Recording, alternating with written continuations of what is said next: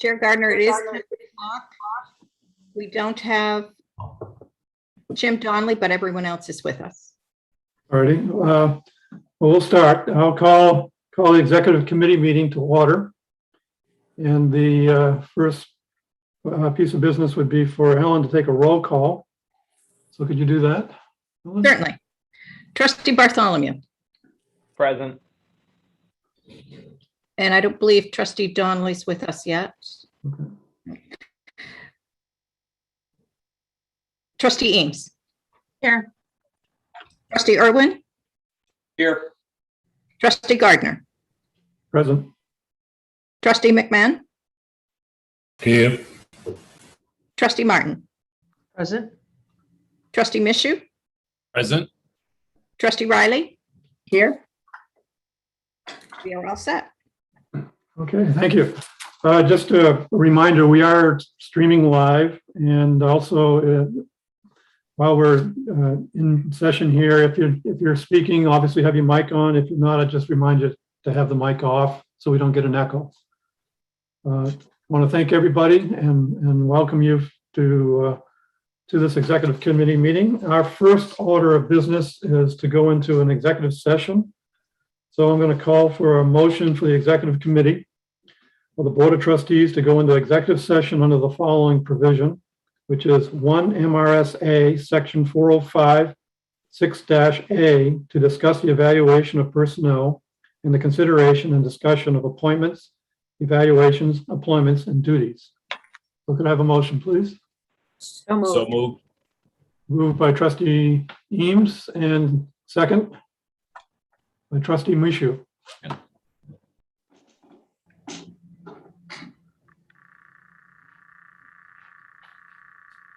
So we should be moved into, should be opportunity. Vote to go into executive session. Trustee Bartholomew. Yes. Trustee Ames. Yes. Trustee Irwin. Yes. Trustee Gardner. Yes.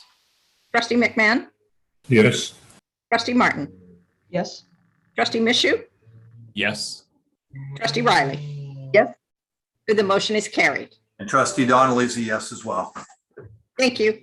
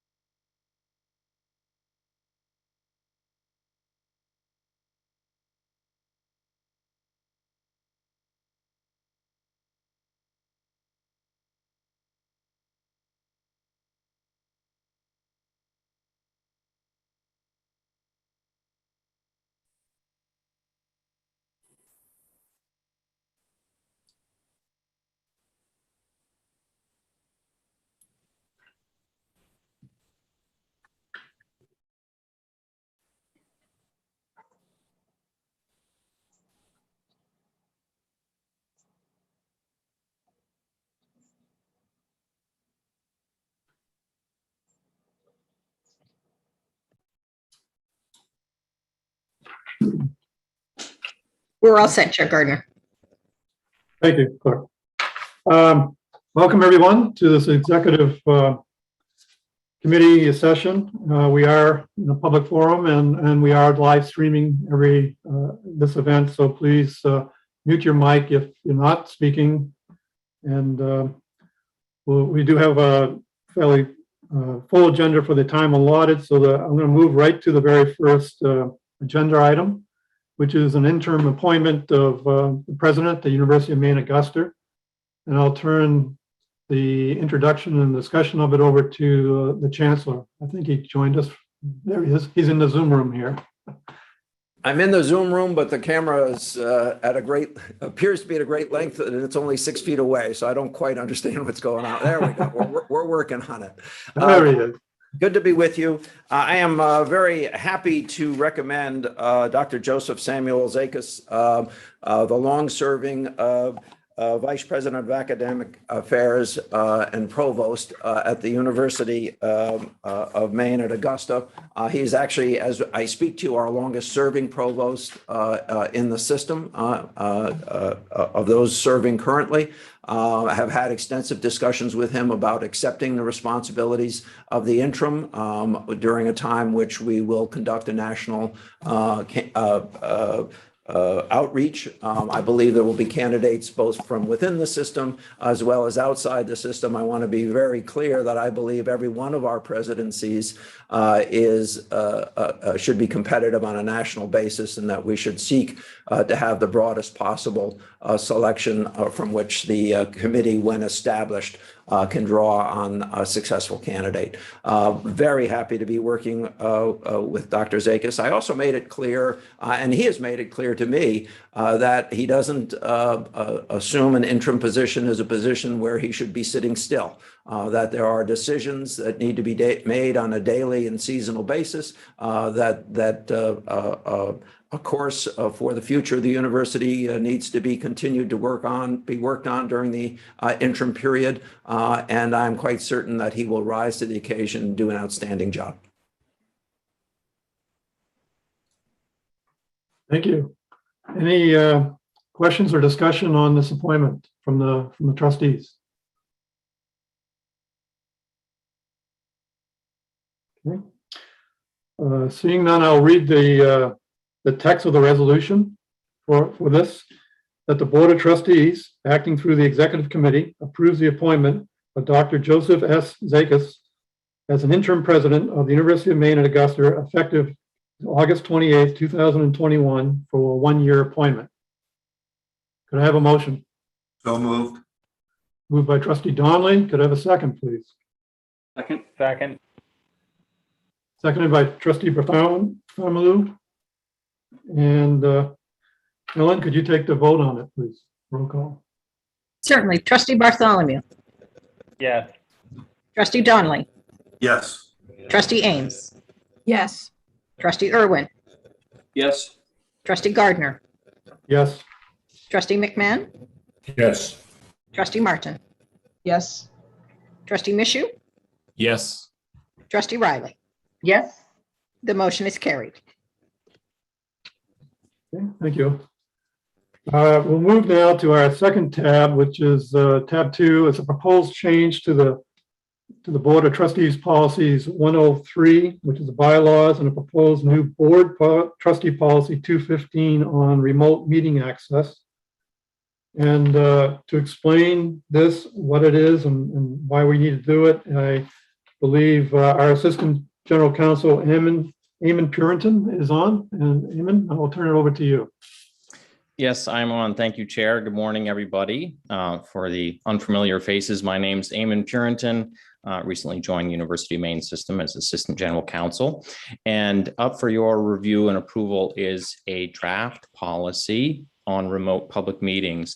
So during the pandemic, this board and its committees have been holding remote public meetings pursuant to an emergency temporary law that allowed remote meetings. That law is ending, and the legislature has adopted a permanent law allowing remote public meetings within some parameters. Number one, it has to be adopted by the board as a policy.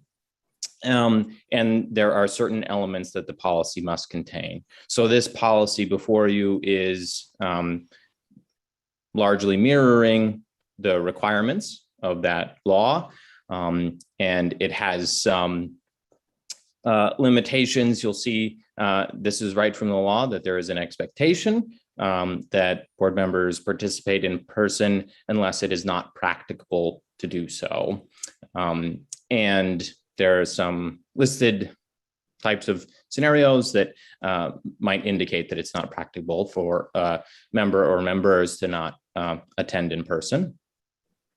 Another item of note is that it does require a physical location for the public to attend in person, unless at the discretion of the chair, there is an urgent situation or an emergency that would require an all remote meeting, in which case the public would still be able to participate, but not go to a physical location to participate. I just wanted to kind of highlight that limitation. Again, that's coming from the law itself. Okay. Thank you, Helman. Any questions or discussion on the topic? No.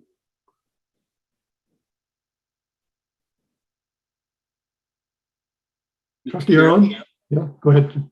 Yeah, I had raised this issue in communication prior to the meeting about the element of this change that has to do with sort of the catch-all, any reason determined by the chair as a reason to excuse the non-physical attendance of a board member or a committee member. And it struck me that there was no real limiting principle to that concept. And at least the way we've drafted this policy, and I just think we need to be careful as a public body that we don't allow, and maybe it'll be by practice that will set precedent for this, but it puts a lot of responsibility on who's ever chairing the next meeting to make a judgment about, okay, what's a legitimate reason that's not articulated in the policy, which otherwise tracks the statute. What's a legitimate reason for someone not to be present so they can participate fully remotely? And at what point does that go beyond the intent of the legislature in allowing for non-physical presence? So I want to just throw out the idea that I have a concern that we've created a catch-all, essentially an exception that could swallow the rule that we're supposed to be following. And I just think the board should be aware of that. The executive committee should be aware of that. I think we have to act on this now. I understand that because we have meetings coming up imminently and we need to be operating within the statute. But I also think we have to be very careful about not just assuming everything can be fully remote just because people don't want to travel. Yes. Thank you, Trustee Erlin. Those are all good points. Anyone more, some thoughts on that? Chancellor Malloy? Yeah, Chair, some steps that we've had to take in preparation for the return of students and the outbreak of Delta variant really is leading to this most immediate discussion. I agree with former Chair Irwin with respect to having some rules and regulations or guidance with respect to how this might be used in the future. But we are looking at a September board meeting and committee meetings in preparation for that. Because of the Delta variant, we are requiring masks to be worn in buildings and want to limit the size and the number of outside guests that are on a campus, particularly understanding that they would also have to wear masks. That gives rise to how do you have a meeting under those circumstances on a campus that is confronting a Delta variant. So I think this is most acutely around how do we conduct business in the short run, not the long run, and certainly understand Jim Irwin's desire to have in-person. No one would be happier to have in-person meetings, particularly for full trustee meetings than myself, I can assure you. But we do need to take appropriate legal steps to put us on an appropriate footing for the meeting in the foreseeable future and the committee meetings going into that board meeting. Thank you. Go ahead, Trustee Roy. If I could, just a quick follow-up to that. I have no concern about in the context of COVID having a body chair, a UMS board or a committee chair make a finding about physical presence. It's so, and that's why I don't view this as a matter that we've got to hash out the language on today. But I do think our policy as written will create the temptation down the road for being a too lax in requiring people to attend. And I'm not worried about the next 6 months. I'm just worried about the long term. So I guess we just need to put it on our radar screen that when COVID passes, we all think that's going to happen. Then we can, maybe some experience will teach us, okay, where do we actually draw a line that is appropriate to what the legislature is trying to do? So I fully intend to support this, but I want to just do it with an asterisk that says, let's not forget when the pandemic recedes that we do have still an obligation to the public. Thank you. Yeah, it strikes me that we don't need a wordsmith it now, but maybe at some point we come back and put in some examples or some criteria around it's a pandemic type or some medical issue that would prevent gathering in person, or weather. I mean, those seems to be that when I think about it, those seem to be the two areas where you might not want to group in person for the safety and health of all parties. But I don't know that we need to modify it right now, or that's something to think about. Getting to your point, Trustee Irwin. With that, is anyone else? Any questions on this or discussion?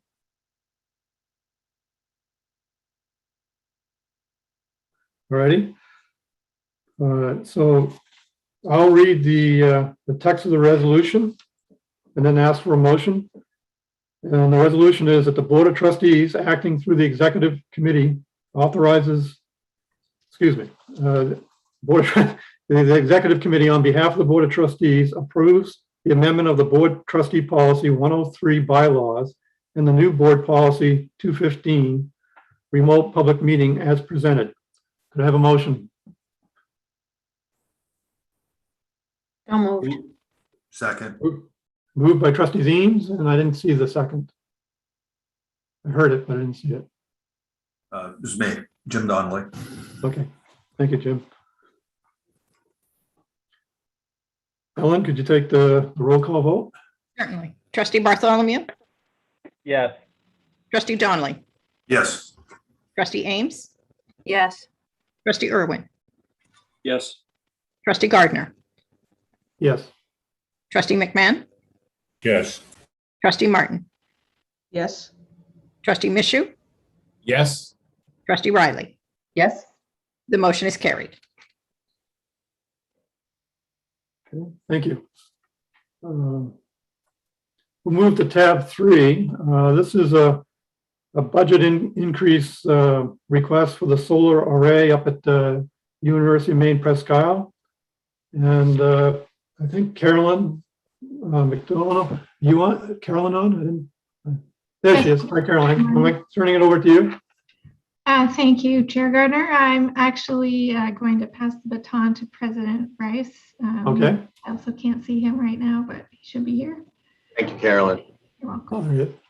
All right. I'll just introduce with a few remarks and then turn it over to Betsy Espy, my CBO, and Carolyn McDonough for any additional remarks.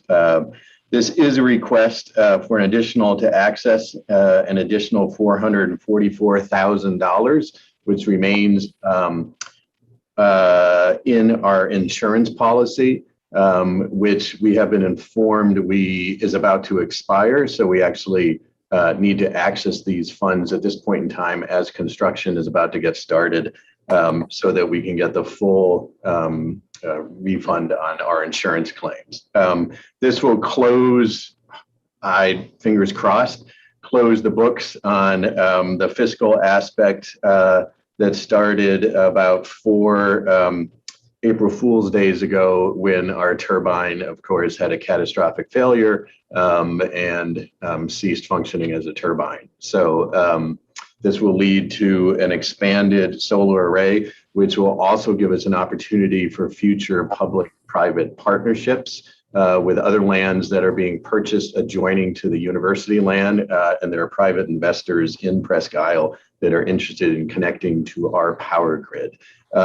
So this will provide multiple opportunities down the road, both for the continued growth of this solar panel array and provide for public-private partnerships with the community and potentially the city of Presque Isle.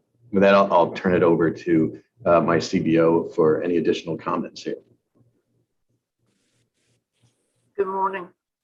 The insurance carrier notified us late this summer that it was impossible for them to continue to carry the $240 in withheld depreciation longer. They felt that we had kept our commitment to beginning a new energy source, but that we had exceeded the time frame for reimbursement. I argued with them and suggested that we were beginning the installation in September and that the withheld depreciation should be made available to us as part of the total package. They are simply waiting to find out whether there is approval for us to use all of the insurance funds to support the project, and are ready to be able to provide us the reimbursement when the project is concluded, as long as we've met their standards for financing. Thank you. Thanks. Could you, Betsy or Ray or Carolyn, could someone just remind us of the timeline? We break ground this September, is it? And then when would it be done? We are breaking ground September, probably 10th. We have gone through the bid process. There were 2 bids. Soderberg is the winning bidder on this project. We've awarded, based on their base bid, for them to start in September. They are waiting for us to award the secondary portion of the bid, which is based on the $444,000, and their timeline for completion is before December 31. Okay. Thanks. Carolyn, did you have some more you wanted to add? I echo everything that the president and CEO have said. We've received a bid and we're ready to act on it once we have authorization, if that comes, and if not, as Betsy said, we do have with the original project authorization a base bid that we can move forward with. Okay. Any questions from the trustees? Alrighty, I don't see anyone. So speak up if I'm missing you. Okay. Alrighty, I'll read the resolution for this request. The Board of Trustees, acting through the Executive Committee, authorizes the Chancellor to authorize the University of Maine at Presque Isle to increase the authorized expenditure to construct the solar array as previously outlined to $1,144,240 with a full funding from the wind turbine insurance reimbursement. I have a motion. So moved. Moved by Trustee Michoud, second. Second. Second by Trustee Donnelly. Ellen, could you take the vote? roll call vote, please.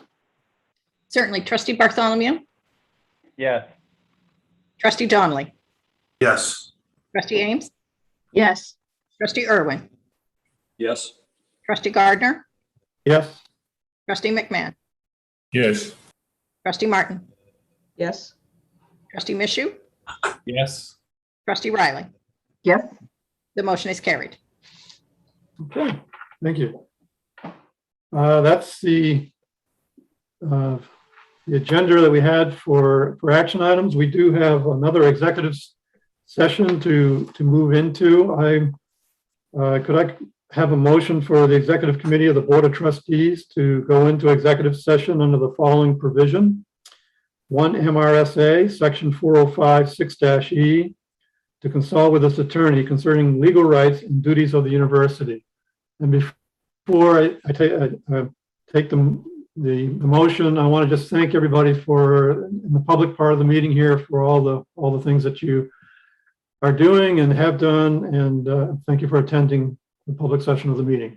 So could I have a motion for to go into executive session? So moved. Moved by trustee Martin. Could I have a second, please? Second by trustee Eames.